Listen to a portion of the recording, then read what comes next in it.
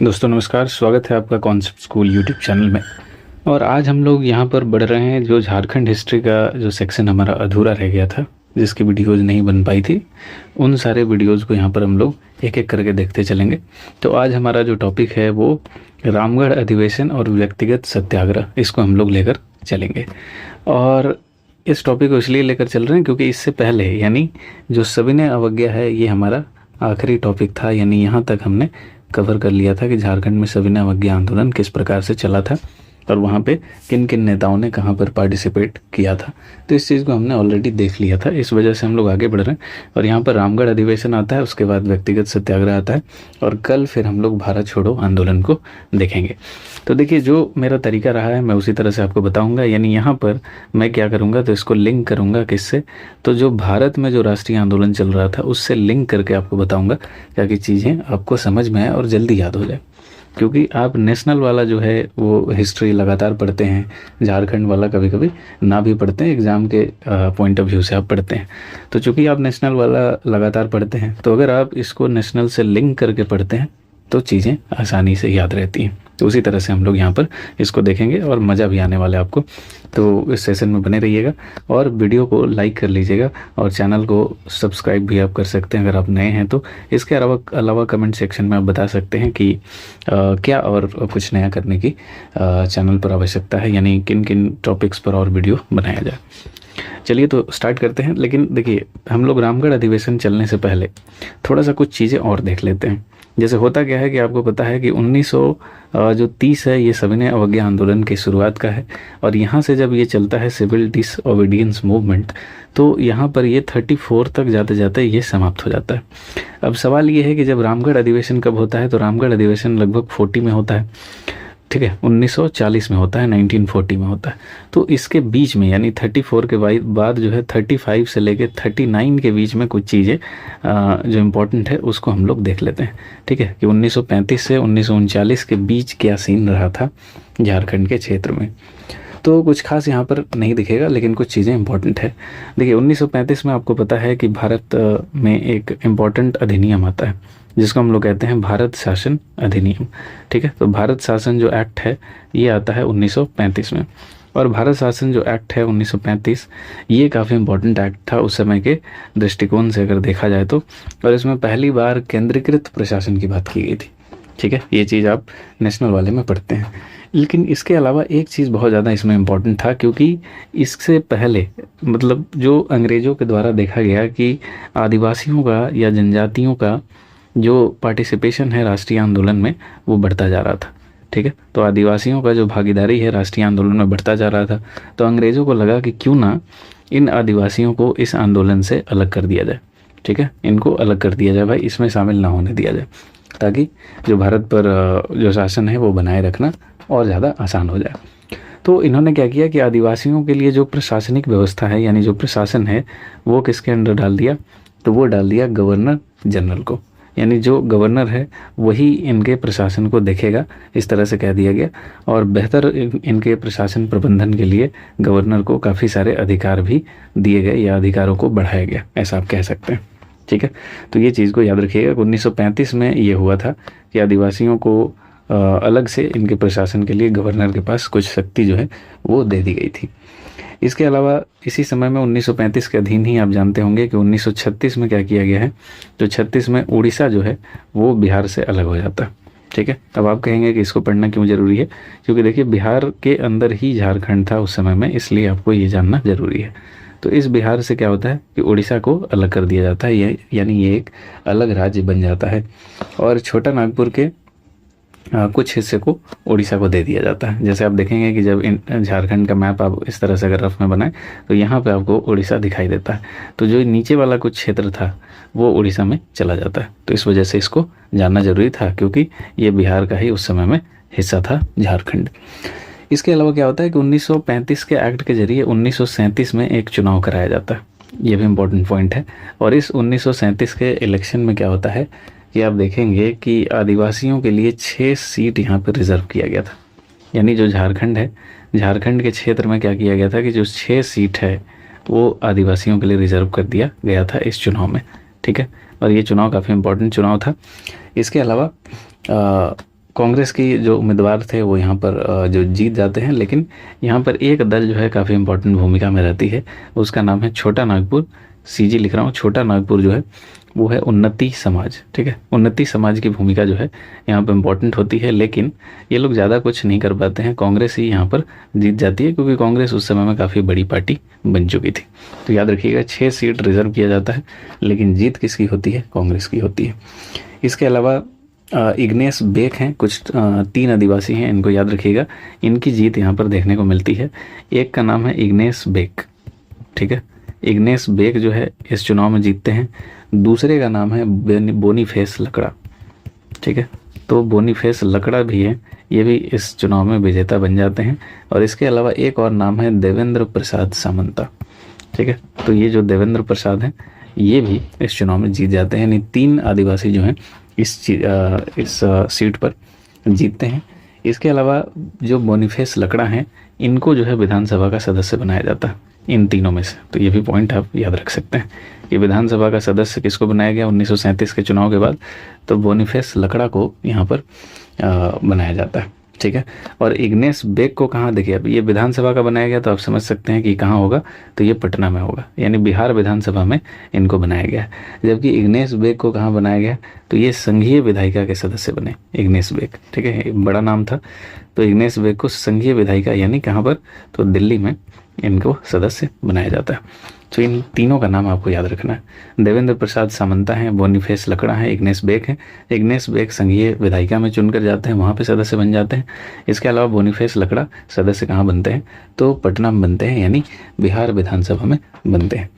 इसके अलावा देखिए 1938 में क्या होता है, छोटा नागपुर जो उन्नति समाज है उसकी एक बैठक होती है। इसके अलावा जितने भी वहाँ पर पार्टी रहते हैं वो सब मिलते हैं, बहुत सारे पार्टियों को मिलाया जाता है। मिलाने के बाद एक आदिवासी सभा बनता है जिसका नाम रखा जाता है छोटा नागपुर संथाल परगना आदिवासी सभा। तो इसको याद रखिएगा, और बाद में इसी का नाम छोटा नागपुर आदिवासी सभा हो जाता है उतना बड़ा नाम से। तो यहाँ पे याद रखिएगा कि 30 मई का एक दिन था, 30 मई 1938, क्योंकि कांग्रेस एक मजबूत पार्टी थी तो उसको हराना मुश्किल था। तो यहाँ पे कुछ पार्टी जो है वो रांची में इकट्ठा होती है। ठीक है, रांची में। और कौन कौन था इसमें? तो ये छोटा नागपुर उन्नति समाज है, इसी का बैठक था, यही बैठक बुलाती है। इसके अलावा इसमें बहुत सारी पार्टियों को मिलाया जाता है, जैसे इसमें किसान सभा मर्ज होती है, याद रखिएगा। किसान सभा के अलावा एक छोटा नागपुर कैथोलिक सभा है, तो कैथोलिक सभा को मर्ज किया जाता है। इसके अलावा मुंडा सभा को भी किया जाता है। और इसके अलावा एक और है हो मालतो मारंग सभा। तो इन सारे को मिलाकर क्या बना दिया गया? तो बना दिया गया छोटा नागपुर संथाल परगना। ठीक है, छोटा नागपुर संथाल परगना आदिवासी सभा। तो इस चीज़ को याद रखिएगा, आदिवासी सभा। कौन कौन मिल गए? तो यहाँ पे आप देख सकते हैं कि उन्नति समाज का ये बैठक था जो बुलाया गया था 30 मई 1938 को। कहाँ बुलाया गया था? रांची में। यहाँ पे किसान सभा, कैथोलिक सभा, मुंडा सभा और हो मालतो मारंग सभा को मिलाकर छोटा नागपुर संथाल परगना आदिवासी सभा बना दिया जाता है। अब क्या होता है कि 1939 में इसका नाम चेंज कर दिया जाता है और इसका नाम क्या हो जाता है? तो छोटा नागपुर यानी सीजी या सीएन कर देते हैं इसको, छोटा नागपुर सीएन आदिवासी सभा। ठीक है, तो सीएन आदिवासी सभा इसका नाम हो जाता है। तो इसका उद्देश्य क्या था? आखिर इन सारे जो पार्टी हैं इनको मर्ज क्यों किया गया? तो इसको मर्ज करने का कारण था कि भाई दिकुओं को क्या करना है? बाहर भगाना। ठीक है, दिकुओं को बाहर भगाने का टारगेट यहाँ पर रखा गया, यही इसी लक्ष्य के साथ इसको इकट्ठा किया गया। इसके अलावा अगर बात करें तो एक आंदोलन है, इम्पोर्टेंट है, और ये है निर्मल मुंडा का आंदोलन। ठीक है, इनका नाम याद रखिएगा, निर्मल मुंडा। अब ये क्या करते हैं कि इसी समय में यानी 1939 में जो उड़ीसा वाला क्षेत्र है, यानी यहाँ पर गंगापुर नाम का एक क्षेत्र है, और ये गंगापुर जो क्षेत्र है ये कहाँ था पहले? तो ये झारखंड का, जिस तरह से अगर मैप बनाए तो ये नीचे वाले हिस्से में हुआ करता था। तो इसको क्या किया गया? उड़ीसा को दे दिया गया। ठीक है, तो गंगापुर क्षेत्र को जब उड़ीसा में दिया गया तो यहाँ पर भू बंदोबस्त कानून और जो मालगुजारी है वो यहाँ पर बढ़ा दिया गया। ठीक है, यहाँ पे जो मालगुजारी है वो बढ़ गया। अब जब मालगुजारी बढ़ गया तो इसको लेकर एक आदिवासी आगे आते हैं जो आंदोलन करते हैं और इनका नाम है निर्मल मुंडा। तो याद रखिएगा कि निर्मल मुंडा गंगापुर क्षेत्र में मालगुजारी बढ़ाने को लेकर आंदोलन करते हैं और ये गंगापुर क्षेत्र जो है कहाँ चला जाता है, उड़ीसा में चला जाता है। अब ये झारखंड के निचले वाला जो हिस्सा है वहाँ पर ये रहता है, तो इसको आपको याद रखना है। इसके अलावा देखिए एक निर्मल मुंडा के नेतृत्व में ही 1939 में, तो यहाँ पर क्या होता है कि निर्मल मुंडा के ही नेतृत्व में 1939 में क्या होता है, तो एक आमको सिमको गांव है, याद रखिएगा आमको सिमको, ये कहाँ पर है, आमको सिमको। तो ये उस समय में उड़ीसा में पड़ रहा था, क्योंकि झारखंड का ही ये क्षेत्र है जो उड़ीसा में आ गया, इस वजह से इसको हम लोग यहाँ पर देख रहे हैं। तो क्या हो रहा है कि आमको सिमको गांव है।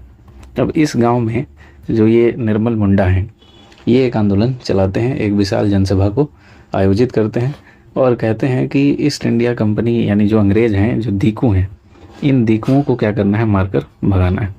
यही टारगेट के साथ एक यहाँ पर क्या चलता है, तो एक जनसभा का संबोधन किया जाता है, एक जनसभा बुलाया जाता है। लेकिन क्या होता है कि ये बात अंग्रेज़ों को पता चलती है और अंग्रेज़ों के द्वारा यहाँ पर एक भारी नरसंहार कराया जाता है, यानी लोगों पर गोलीबारी की जाती है।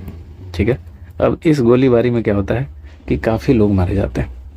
ठीक है, और इसी वजह से इसको क्या कहा जाता है, सिमको हत्याकांड नाम दिया गया, सिमको हत्याकांड। या फिर इसको क्या कह सकते हैं, क्योंकि ये जालियांवाला बाग की तरह ही घटना थी, यानी एक जगह पर लोग इकट्ठा हुए थे और वहाँ पे गोलीबारी की जाती है, इसी वजह से इसको सेकंड जालियांवाला बाग भी कह देते हैं। ठीक है, सेकंड जालियांवाला बाग इसको कह देते हैं। क्यों कह देते हैं आप समझ पा रहे हैं, तो इसी वजह से इसको सेकंड जालियांवाला बाग कह देते हैं।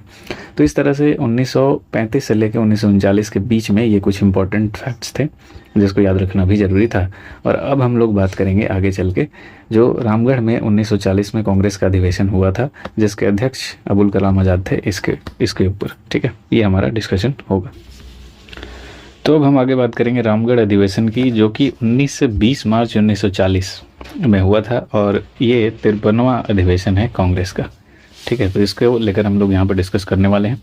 तो देखिए ये जो अधिवेशन है आप जानते हैं कि झारखंड के रामगढ़ में हुआ और ये झारखंड में हुआ ये पहला अधिवेशन माना जाता है।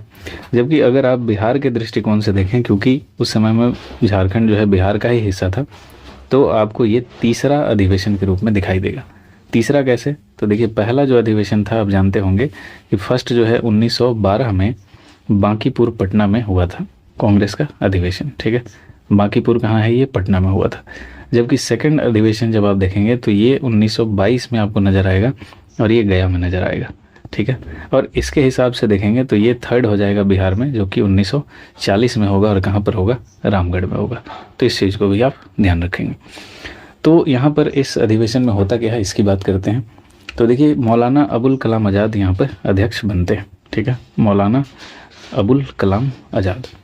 और ये जो हैं अबुल कलाम आज़ाद, इनके बारे में एक पॉइंट और याद रखिएगा कि 1940 के इस अधिवेशन में अध्यक्ष बनते हैं और ये आगे चल के कंटिन्यू 1946 तक जो अध्यक्ष है वो बने रहते हैं।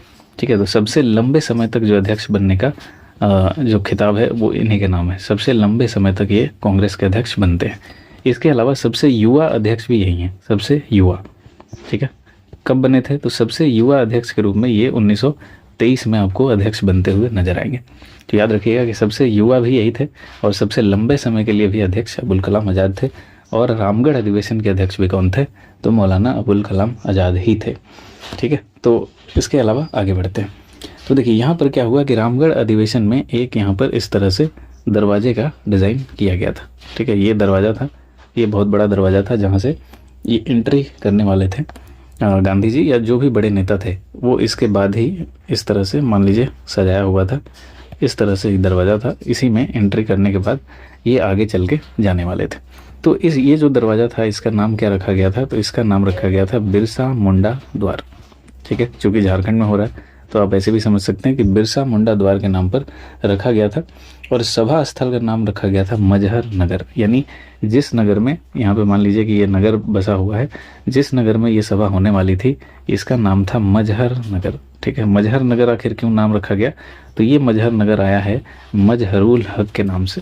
ठीक है, मजहरुल हक जो है ये झारखंड और बिहार के क्षेत्र में जो राष्ट्रीय आंदोलन है उसको आगे बढ़ाने में महत्वपूर्ण भूमिका निभाते हैं। तो मजहरुल हक के नाम पर इसको मजहर हक नाम रखा जाता है। तो यहाँ पे वापस इसको मैं बनाता हूँ ताकि आपको चीज़ें और आसानी से समझ में आए। तो ये जो है मान लीजिए कि स्वागत द्वार है। अब यहाँ से आदमी जो है कोई एंट्री कर रहा है, ठीक है, यहाँ से एंट्री कर रहा है और ये इस तरह से रास्ता ऐसे बना हुआ है, यहाँ जा रहा है और यहाँ पे बहुत सारे इस तरह से नगर जो है मान लीजिए कि जो रूम है, ब्लॉक्स हैं वो बने हुए हैं। तो इसका नाम क्या हो गया है? तो इसका नाम मजहर नगर हो गया है, यानी यहीं पे सभा वगैरह होने वाला है, ठीक है। ये सब मान लीजिए घर हैं, बिल्डिंग है, तो यहाँ पर सभा होने वाला है। तो इसका नाम हमने क्या देखा? बिरसा मुंडा द्वार देखा, ठीक है। बिरसा मुंडा द्वार हो गया जहाँ से एंट्री लेंगे ये लोग। और ये क्या है? मजहर नगर है, जहाँ पे ये सभा जो है वो आयोजित की जाएगी, क्योंकि भव्य सभा थी और काफ़ी बड़ा अधिवेशन था और यहाँ पर बहुत ही मतलब बड़े तरीके से, बड़े स्तर पर इसका आयोजन जो है वो हुआ था। तो इसके अलावा आप यहाँ पर एक दो पॉइंट और देख सकते हैं कि इस अधिवेशन से जस्ट पहले, यानी जब गांधी जी यहाँ पर पहुँचे, तो गांधी जी आने के बाद इन्होंने क्या किया कि 1940 में ही रामगढ़ में ही खादी ग्राम उद्योग का शुभारंभ किया। तो याद रखिएगा, क्योंकि गांधी जी हमेशा से आप जानते हैं खादी को प्रमोट करते हैं, तो खादी ग्राम उद्योग की यहाँ पर स्थापना करते हैं और लोगों को खादी अपनाने को लेकर जागरूक करते हैं कि भाई खादी को आपको अपनाना चाहिए। इसके अलावा 15 से 18 मार्च को क्या होता है? यहाँ पर 15 से 18 मार्च को एक कांग्रेस कार्यकारिणी बैठक होती है, यानी एक बैठक है जो कांग्रेस द्वारा आयोजित की जाती है, जिसमें ये रूपरेखा तैयार की जाती है कि किस तरह से इस सभा को आगे बढ़ाया जाएगा, यानी रामगढ़ अधिवेशन को किस तरह से किया जाएगा। और फिर क्या होता है कि 17 से 19 मार्च को जब आप डेट जाती है, ये डेट ज़्यादा इंपॉर्टेंट नहीं है, बस इसी तरह से आप देखते चलिए ताकि लिंक होती रहें चीज़ें। तो यहाँ पे क्या होता है कि कांग्रेस विषय निर्वाचन समिति की एक बैठक होती है और इस बैठक में जो राजेंद्र प्रसाद हैं वो भारत और विश्व संकट, यानी इस समय में विश्व युद्ध की स्थिति है, आप जानते हैं, क्योंकि 1939 में ही क्या हो रहा है कि जो वर्ल्ड वॉर है वो शुरू हो चुका है, सेकंड विश्व युद्ध इस समय में चल रहा है। तो इसको लेकर चर्चा जो है वो 17 से 19 मार्च में होता है। किसके द्वारा किया जाता है? तो जो राजेंद्र प्रसाद हैं ये इस पर काफ़ी डिस्कशन करते हैं, ठीक है। और इसके अलावा इसी में एक प्रस्ताव भी पारित किया जाता है कि इस विश्व संकट में किस तरह से जो कांग्रेस है वो काम करेगी आगे चल के। तो इस पर एक प्रस्ताव पारित होता है और इस प्रस्ताव का अनुमोदन कौन करता है? तो अनुमोदन करते हैं नेहरू, ठीक है। जवाहरलाल नेहरू जो हैं ये अनुमोदन करते हैं इस प्रस्ताव का। तो इसको भी थोड़ा सा आप देख सकते हैं। इसके अलावा आगे क्या होता है कि अधिवेशन में जवाहरलाल नेहरू जो हैं ये सत्याग्रह का प्रस्ताव भी रखते हैं, ठीक है। एक सत्याग्रह का प्रस्ताव भी रखते हैं, जो कि ये पहली बार ऐसा होता है कि कांग्रेस सत्याग्रह का प्रस्ताव जो है वो पारित करती है। तो एक सत्याग्रह का प्रस्ताव रखा जाता है और इस प्रस्ताव का अनुमोदन जो है वो कौन करते हैं? तो याद रखिएगा JB कृपलानी करते हैं, ठीक है, JB कृपलानी। तो यहाँ पे लिंक क्या बना? तो याद रखिएगा कि राजेंद्र प्रसाद विश्व संकट से संबंधी एक प्रस्ताव लाते हैं, ठीक है, और इस प्रस्ताव का अनुमोदन कौन कर रहा है? नेहरू कर रहे हैं। फिर नेहरू क्या कर रहे हैं? एक सत्याग्रह से संबंधित प्रस्ताव ला रहे हैं और इसका अनुमोदन कौन कर रहा है? तो JB कृपलानी कर रहे हैं। तो इस तरह से ये लिंक बन रहा है। इसके अलावा भी बहुत सारे इसमें संशोधन किए गए, बहुत सारे संशोधनों को वापस लिया गया। बाकी फाइनली अगर देखा जाए तो 13 संशोधन को इसमें अपनाया गया, जो कि ज़्यादा इम्पोर्टेंट नहीं है। अब देखिए जिस तरह से अधिवेशन की अब शुरुआत होगी, यहाँ पे सारे लोग पहुँच चुके हैं, तो स्वागत एक भाषण होता है, ठीक है, स्वागत भाषण। तो स्वागत भाषण कौन दिया था? तो याद रखिएगा कि राजेंद्र प्रसाद के द्वारा दिया गया था, ठीक है। स्वागत भाषण कौन देगा? राजेंद्र प्रसाद देंगे। इसका अनुमोदन कौन करेंगे? अब ये भी एक प्रस्ताव होता है। जैसे आप राष्ट्रपति को देखेंगे कि जब सदन नहीं बैठती है तो वहाँ पे वो एक स्वागत भाषण देते हैं, तो वो भी एक प्रस्ताव होता है जो मंत्री परिषद के द्वारा तैयार किया जाता है। तो ये प्रस्ताव का अनुमोदन जो है वो कौन करता है? तो ये अनुमोदन करते हैं JB कृपलानी। तो JB लिख रहा हूँ, JB कृपलानी यहाँ पर इसका अनुमोदन करते हैं। और गांधी जी भी यहाँ पर स्वागत भाषण में गांधी जी भी पार्टिसिपेट करते हैं। और गांधी जी भी क्या करते हैं? सत्याग्रह, अहिंसा, इन सब चीज़ों की बात यहाँ पर करते हैं। इसके अलावा अध्यक्षीय भाषण कौन देगा? तो अध्यक्षीय भाषण वही देगा जो अध्यक्ष होगा। तो अध्यक्षीय भाषण कौन देता है? तो अबुल कलाम आज़ाद देते हैं। तो यहाँ पर मैं आज़ाद लिख रहा हूँ, ठीक है। तो याद रखिएगा अध्यक्षीय भाषण आज़ाद देते हैं। अब यहाँ पर क्या होता है कि एक चीज़ को लेकर इम्पोर्टेंट यहाँ पर पॉइंट बनता है और वो है कि पूर्ण स्वराज, ठीक है। पूर्ण स्वराज की प्राप्ति को लेकर एक लक्ष्य रखा जाता है और वयस्क मताधिकार पर जो चुनाव है, वो संविधान सभा का गठन है, उसकी बातें यहाँ पर की जाती है। तो याद रखिएगा कि वयस्क मताधिकार की बात भी यहाँ पर की गई थी कि वयस्क मताधिकार के आधार पर ही संविधान सभा निर्वाचित होगी और उसी के आधार पर संविधान बनेगा। तो पूर्ण स्वराज लक्ष्य रखा गया, यहाँ पर वयस्क मताधिकार की बात हुई। ये 2 पॉइंट है। इसके अलावा इसी अधिवेशन में आपको एक पॉइंट याद रखना है कि जो टाना भगत हैं ये लोग पैदल चलकर यहाँ पहुँचे थे, ठीक है। और पहुँचने के बाद ये गांधी जी के चूँकि अनुयायी थे तो गांधी जी के लिए ये लोग 400 रुपये की एक थैली लेकर आते हैं, ठीक है। 400 रुपये की थैली जो है वो भेंट करते हैं। तो ये पॉइंट भी याद रखिएगा। अब चलते हैं हम लोग कुछ अधिकारियों के यहाँ पर नाम देख लेते हैं जो कि क्वेश्चन बनता है। तो जैसे सबसे पहले हम लोग बात करें अध्यक्ष की, लेकिन उससे पहले चलिए एक बार शॉर्ट में इसको रिवाइज कर लें। तो देखिए हुआ क्या इस अधिवेशन में। सबसे पहले बात कि 19-20 मार्च को 40 में हुआ, 53वां था। झारखंड में ऐसे देखा जाए तो पहला है, बिहार के पॉइंट ऑफ व्यू से देखा जाए तो तीसरा अधिवेशन के रूप में दिखाई दे रहा है। मौलाना अबुल कलाम आज़ाद यहाँ पे अध्यक्ष बन रहे हैं जो कि सबसे लंबे समय तक रहेंगे आगे चल के, और सबसे युवा भी ये ऑलरेडी बन चुके थे। यहाँ पे एक द्वार बनाया जाता है, इसको बिरसा मुंडा द्वार रखा जाता है। और ये जो नगर बनता है जहाँ पर सभा किया जाता है उसको मजहर नगर नाम रखा जाता है। वो किसके नाम पर? मजहरुल हक के नाम पर, ठीक है। फिर यहाँ पर गांधी जी आते हैं और गांधी जी खादी ग्राम उद्योग की स्थापना करते हैं। कहाँ पर? इसी रामगढ़ में। कब करते हैं? अगर डेट की बात करें तो 14 मार्च को गांधी जी यहाँ पर करते हैं रामगढ़ में इस चीज़ को। फिर 15 से 18 मार्च में कांग्रेस की बैठक होती है जो रूपरेखा तैयार करती है कि किस तरह से यह अधिवेशन आगे चल के होगा। फिर 17 से 19 मार्च को फिर से एक बैठक होती है जिसमें राजेंद्र प्रसाद एक प्रस्ताव लेकर आते हैं और वो विश्व संकट से रिलेटेड प्रस्ताव है कि इस विश्व संकट में कांग्रेस क्या करेगी, और अनुमोदन इसका नेहरू करते हैं। फिर नेहरू एक प्रस्ताव लाते हैं, वो सत्याग्रह प्रस्ताव कहलाता है। आगे व्यक्तिगत सत्याग्रह जो है वो यहीं से निकल के आता है आप कह सकते हैं, और इसका अनुमोदन कौन करते हैं? जे.बी. कृपलानी करते हैं। तो इस चीज़ को याद रखिएगा। फिर स्वागत भाषण की अगर बात करें, राजेंद्र प्रसाद स्वागत भाषण तैयार करते हैं और इस प्रस्ताव का अनुमोदन भी जे.बी. कृपलानी ही करते हैं। गांधी जी भी यहाँ पर स्वागत भाषण देते हैं और सत्याग्रह अहिंसा की बात करते हैं। अध्यक्षीय भाषण कौन देगा? तो आज़ाद, अबुल कलाम आज़ाद देंगे। और यहाँ पर पूर्ण स्वराज का लक्ष्य रखा जाता है और वयस्क मताधिकार के आधार पर संविधान निर्माण की बात की जाती है, ठीक है। तो इस चीज़ को ध्यान रखिएगा। फिर दाना भगत यहाँ पैदल चल के आ रहे हैं और 400 रुपये की थैली भेंट कर रहे हैं किसको? गांधी जी को। तो ये पॉइंट हो गया। अब देखिए अध्यक्ष कौन है यहाँ पर? तो अध्यक्ष हैं आज़ाद, ठीक है। इस चीज़ को याद रखना है, अध्यक्ष कौन है? आज़ाद है। फिर बात करते हैं स्वागत समिति। तो ये पॉइंट इंपॉर्टेंट हो जाता है क्योंकि स्वागत समिति से क्वेश्चन आपका बनेगा और यहाँ पे अलग अलग पॉइंट से बनेगा। जैसे स्वागत समिति का अध्यक्ष किसको बनाया जाता है? तो इसके अध्यक्ष रहते हैं राजेंद्र प्रसाद, याद रखिएगा। स्वागत समिति राजेंद्र प्रसाद। इसके अलावा इसका उपाध्यक्ष अगर पूछा जाए आपसे तो उपाध्यक्ष 2 लोग हैं, और एक हैं कृष्ण सिंह, श्री कृष्ण सिंह, और दूसरे हैं सैयद महमूद, ठीक है, सैयद महमूद।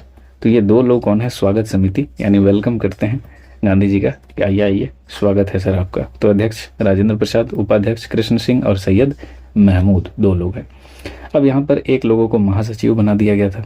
तो महासचिव कौन है? तो ये हैं अनुग्रह नारायण सिंह, ठीक है, अनुग्रह नारायण सिंह। तो इनका नाम भी आपको याद रखना है। इसके अलावा एक और हैं, इसमें एक पदाधिकारी ऑफिसर बनाया गया था सभी चीज़ों को रेगुलेट करने के लिए, और इनका नाम था अंबिका कांत सिंह, ठीक है।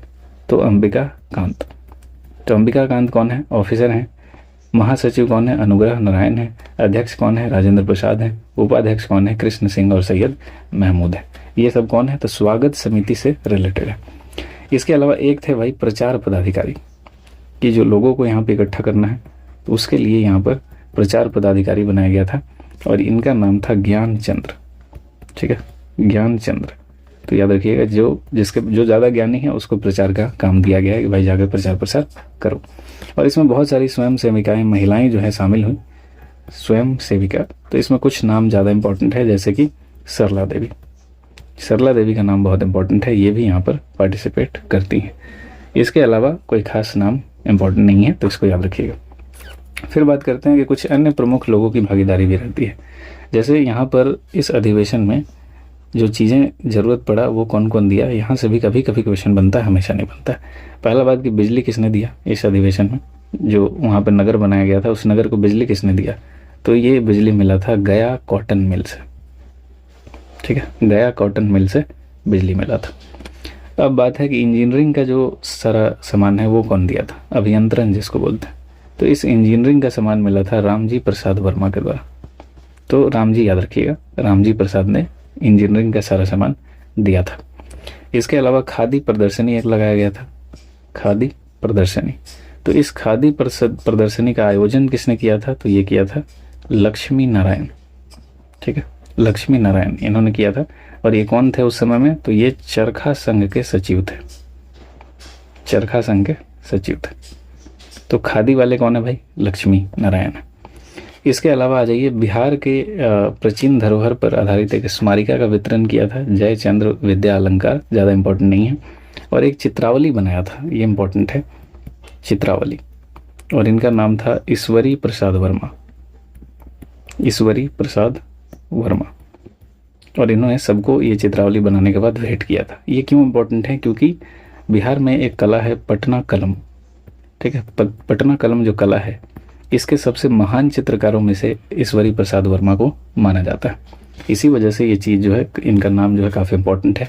ये रामगढ़ अधिवेशन में जाते हैं और एक चित्रावली बनाते हैं और सभी लोगों को उस चित्र का वितरण करते हैं, सभी लोगों तक पहुंचाते हैं। तो ये कुछ नाम है जो याद रखिएगा। अधिवेशन में बिजली मिलता है गया की तरफ से, गया कॉटन मिल की तरफ से। अभियंत्रण इंजीनियरिंग का जो चीज प्रोडक्ट्स है, सामान है, वो रामजी प्रसाद जी देते हैं। खादी में लक्ष्मी नारायण का नाम याद रखिए, चित्रावली में ईश्वरी प्रसाद वर्मा का नाम याद रखिए।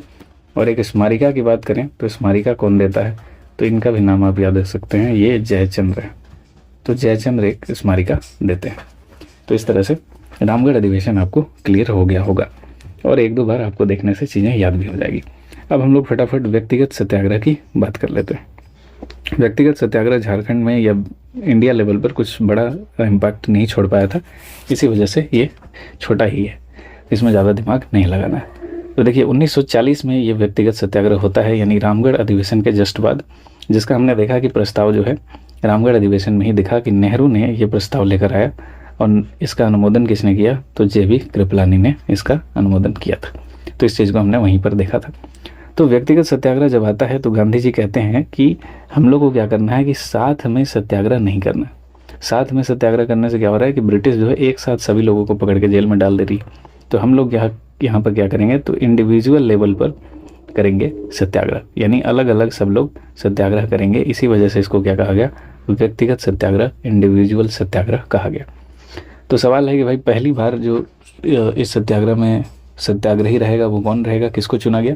तो गांधी जी ने 2 सत्याग्रही को चुना है, पहले और दूसरे। पहले में जो सत्याग्रही है उनको चुना गया है विनोबा भावे।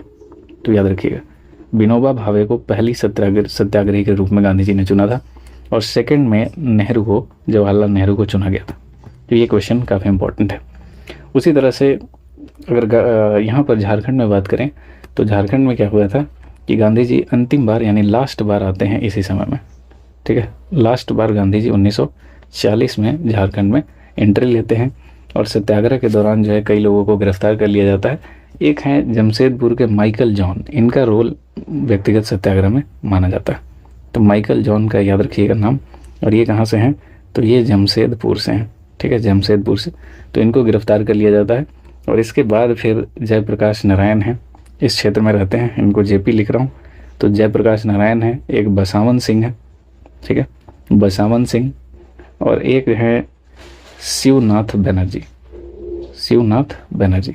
तो ये लोग क्या करते हैं कि जब माइकल जॉन गिरफ्तार हो जाते हैं तो ये लोग वहीं पे रहते हैं। एक टाटा में ही गोलमुरी मैदान है, ठीक है, गोलमुरी मैदान कहाँ पर है?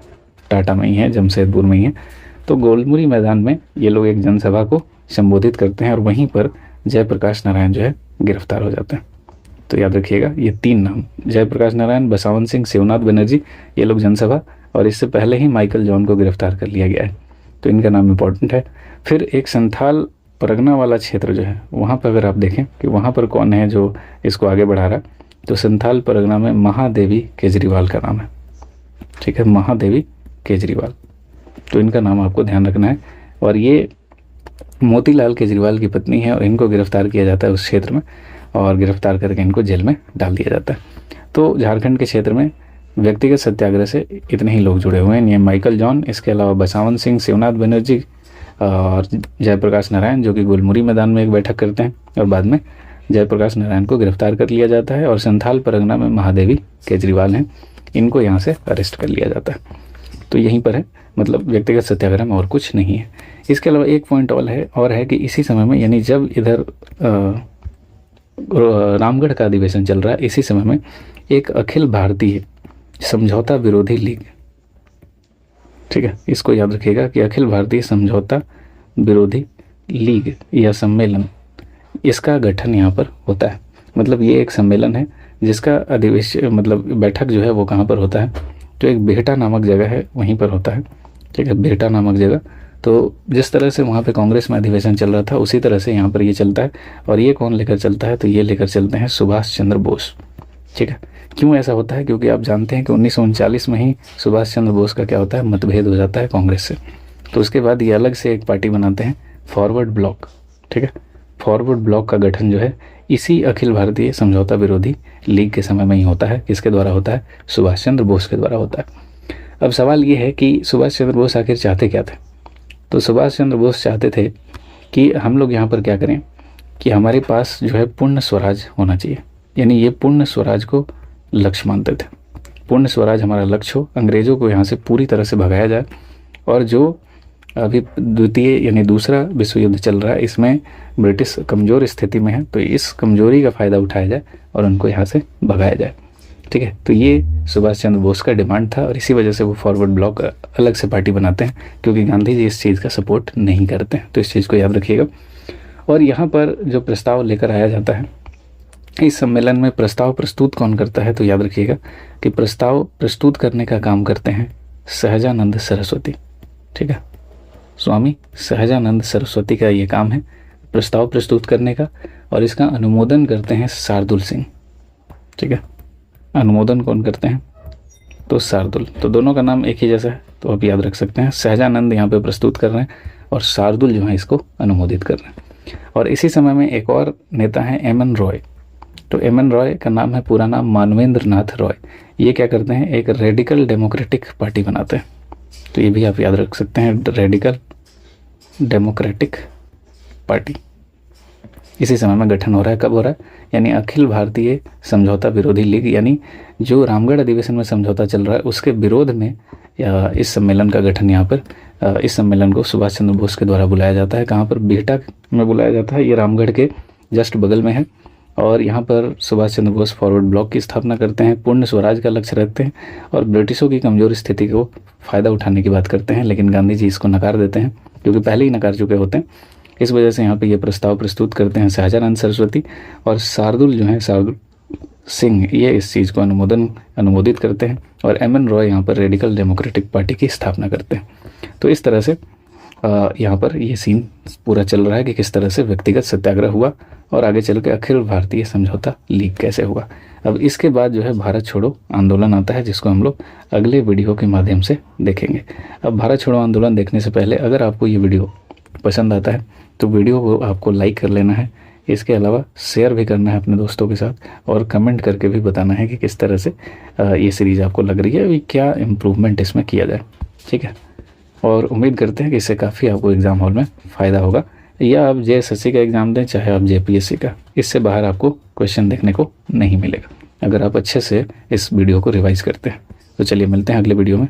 Thank you so much.